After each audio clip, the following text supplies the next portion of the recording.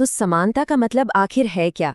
क्या ये सिर्फ एक शब्द है जो संविधान की मोटी मोटी किताबों में लिखा है, या फिर ये एक एहसास है जिसे हम सब अपने अंदर महसूस करते हैं? चलिए आज इसी सवाल की गहराई में उतरते हैं।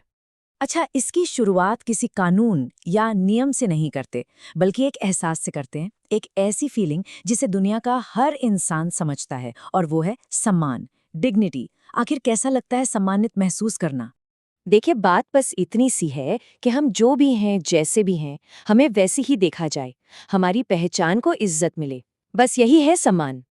आपको पता है, दुनिया के ज्यादातर जो लोकतंत्र हैं, उनकी नींव ही समानता के वादे पर टिकी है।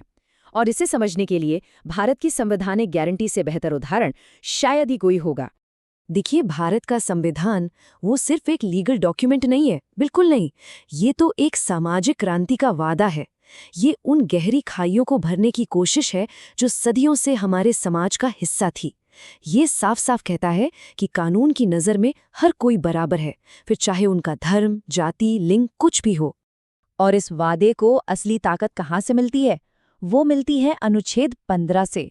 ये सिर्फ कोई अच्छी अच्छी बातें नहीं है, बल्कि एक ठोस पक्का नियम है जो कहता है कि सरकार किसी भी नागरिक के साथ किसी भी तरह का भेदभाव नहीं कर सकती। और सच पूछिए तो यही तो लोकतंत्र की असली पावर है।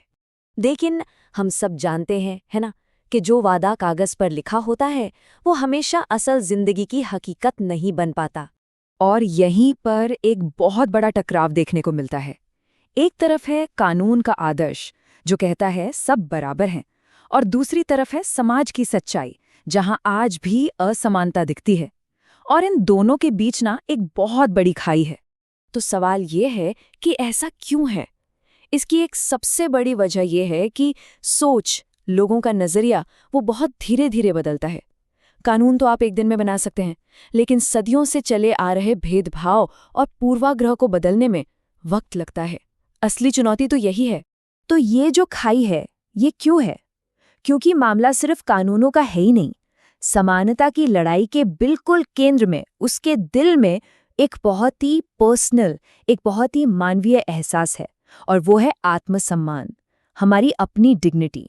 याद है 1975 की फिल्म दीवार का वो मशहूर सीन, जब एक बूट पॉलिश करने वाला लड़का फेंके हुए पैसे उठाने से साफ मना कर देता है।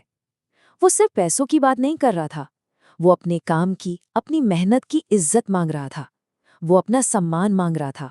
बस यही है डिग्निटी। ये माना कि हर इंसान, जिसमें हम खुद भी शामिल हैं, सम्मान का हकदार है, उसके साथ इज्जत से पेश आया जाना चाहिए। और इस बात को भारतीय संविधान के मुख्य निर्माता डॉक्टर B.R. अम्बेडकर से बेहतर कौन समझा सकता था? उन्होंने कहा था कि अपने आत्मसम्मान को खोकर जीना अपमानजनक है। इसके बिना इंसान बस एक शून्य है, कुछ भी नहीं। अच्छा, तो अब सवाल ये उठता है कि सरकारें इस आदर्श और हकीकत के बीच की जो खाई है, उसे भरने के लिए आखिर करती क्या है? देखिए, सरकारें ना ज्यादातर दो तरीकों से काम करती हैं। एक तो वो कानून बनाती हैं ताकि लोगों को भेदभाव से बचाया जा सके, और दूसरा, वो खास स्कीमें और प्रोग्राम चलाती हैं जिससे उन समुदायों को सपोर्ट मिल सके जो किसी वजह से पीछे रह गए हैं। मकसद बस एक, कि सबको आगे बढ़ने का बराबर मौका मिले।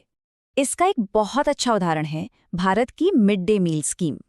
जरा सोचिए, ये सिर्फ बच्चों के पेट भरने की योजना नहीं है, ये जाति और क्लास की दीवारों को तोड़ने का एक जबरदस्त तरीका है। जब अलग अलग बैकग्राउंड के बच्चे एक साथ एक लाइन में बैठकर खाना खाते हैं, तो वो समानता का वो सबक सीखते हैं जो शायद उन्हें कोई किताब नहीं सिखा सकती। और हाँ, ये जो समानता के लिए संघर्ष है ना, ये सिर्फ भारत की कहानी नहीं है, ये तो दुनिया भर के लोकतंत्रों की एक कॉमन कहानी है।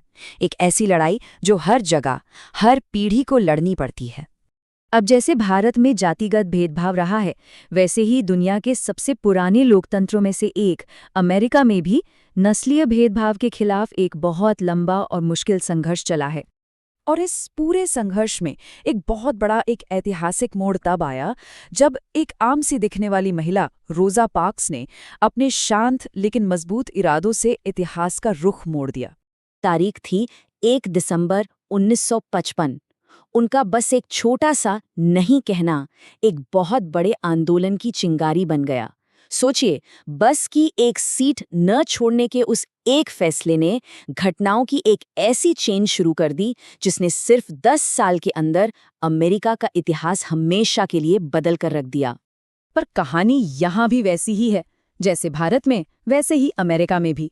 सिर्फ कानून बना देना ही काफी नहीं था। नए कानून बनने के बावजूद पीढ़ियों से चली आ रही आर्थिक और सामाजिक गैर बराबरी वो पूरी तरह से खत्म नहीं हो पाई। और यही वो बात है जो हमें किसी भी लोकतंत्र में समानता के बारे में सबसे जरूरी सबक सिखाती है। देखिए, सच तो ये है कि दुनिया का कोई भी देश ये दावा नहीं कर सकता कि वो पूरी तरह से लोकतांत्रिक है। क्यों?